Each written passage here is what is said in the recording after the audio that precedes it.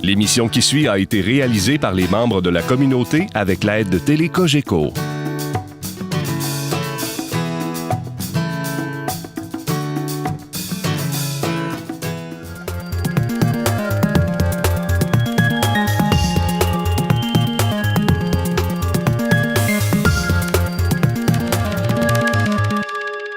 Cette semaine, dans le cadre de notre capsule financière, on retrouve M. Sylvain Marleau, conseiller en placement pour la financière Banque nationale. Et aujourd'hui, on se demande combien ça coûte un mariage. Bonjour, M. Marleau. Bonjour Karine et bonjour à tous. Récemment, Karine, tu me demandais combien ça coûte un mariage. Alors, j'ai fouillé la question un peu, puis en faisant quelques recherches, je me suis aperçu que le mariage a toujours existé. Même dans le temps des Romains, dans le temps de l'Antiquité, le mariage existait. Ici au Québec, le mariage a beaucoup évolué. Hein? Si au début des années 70, les gens se mariaient par conviction peut-être un peu plus religieuse, aujourd'hui, les gens se marient, à ce que j'ai pu voir, beaucoup moins par conviction religieuse, mais pour faire de la célébration. Puis aujourd'hui, hein, les années 2000, nous sommes dans une société de consommation. Alors, qui dit consommation, dit dépense, puis le mariage n'échappe pas à ça. Hein, quand on parle de robes de mariée, de bijoux de voyage, de gros party, la voiture de luxe, là, c'est souvent l'image que les jeunes ont de vouloir se marier avec toutes ces affaires-là. Mais par contre, il faut célébrer, que ce soit à naissance, l'âge de la majorité ou ces obtentions des diplômes. Je pense que c'est de bonne habitude de faire certaines célébrations. Quelles sont les dépenses? Bien, écoutez, on pourra vous donner un site Internet qui nous parle des frais légaux, hein, entre autres la consultation d'un notaire, aller rédiger les papiers. Il y a certains frais qui sont reliés à ça. Les gens, il y a une belle page web du gouvernement qui est faite, que j'ai trouvée, qu'on pourra leur donner. La célébration en tant que telle, bien écoutez, ça peut varier de quelques milliers de dollars à des niveaux qui sont très astronomiques. Il y a un sondage qui a été fait en 2011. En 2011, au Québec, il y avait eu 22 900 couples qui se sont mariés. Et puis, selon un sondage de Mariage Québec, là, le coût moyen du mariage avait coûté 12 000 $. Mais là, ça peut prendre toutes sortes de formes. Ça peut coûter 6 000, ça peut coûter pour certains 20 000 puis 30 000 $. Hein, qu'on pense à des dépenses comme l'église, les photos, la papeterie, l'habit du marié, de la mariée, les alliances, le party, les accessoires, l'auto, les voyages, ça coûte cher. Mais écoutez, la plus grosse dépense, à mon avis, là où les gens doivent s'instruire le plus, c'est au niveau du régime matrimonial. C'est la dépense puis c'est l'engagement de votre vie. OK? Puis, dans la jeune vingtaine, quand les gens se marient, c'est pas quelque chose qui est facile à comprendre comment ça fonctionne.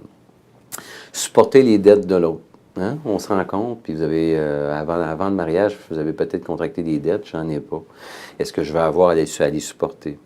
Les héritages futurs qui vont se donner de nos parents, est-ce qu'ils vont être partagés?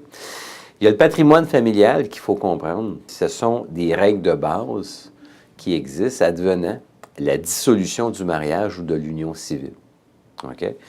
Alors, tout le monde est couvert par ça. Puis ce qui n'est pas couvert par le patrimoine, bien, c'est couvert par le régime matrimonial. Puis là, c'est très important, parce que le régime, on a plusieurs options. Il y a des gens qui vont être en affaires durant leur carrière. Il y a des gens qui vont accumuler des biens à l'extérieur des REER, à l'extérieur de la maison, à l'extérieur des autos, des biens meubles.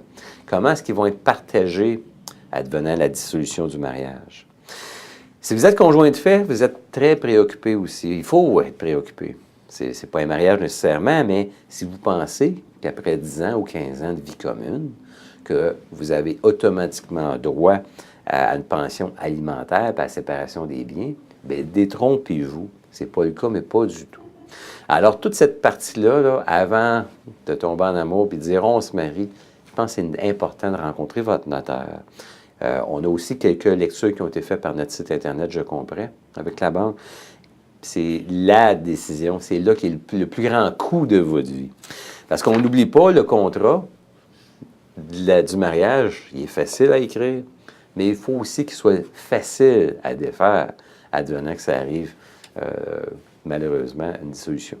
Je pense que c'est quelque chose comme 40% des mariages qui ont une rupture éventuelle. Alors, c'est bien important de passer un peu de temps sur cette question. Lorsque la question légale est réglée, ben oui, moi, je pense que je suis d'avis qu'il faut célébrer. Mais je dis aux gens, écoutez, je ne suis pas du genre à vouloir créer une dette pour une simple soirée de célébration. Alors, on se fait un party pour notre mariage, ben moi, je suis du genre à dire, on va partager le coût parmi tous les invités. Puis, il faut calmer nos ardeurs sur la voiture, sur la robe de mariée, sur les alliances, sur le voyage. Puis le voyage, ben, pour moi, c'est une dépense du tourisme de l'année, pas nécessairement quelque chose qui devrait entrer dans le coût du mariage. Alors sur ce, c'est une très belle étape à vivre un mariage, mais il faut que ça soit pensé quand même de longue date. Bien, merci beaucoup, M. Marleau.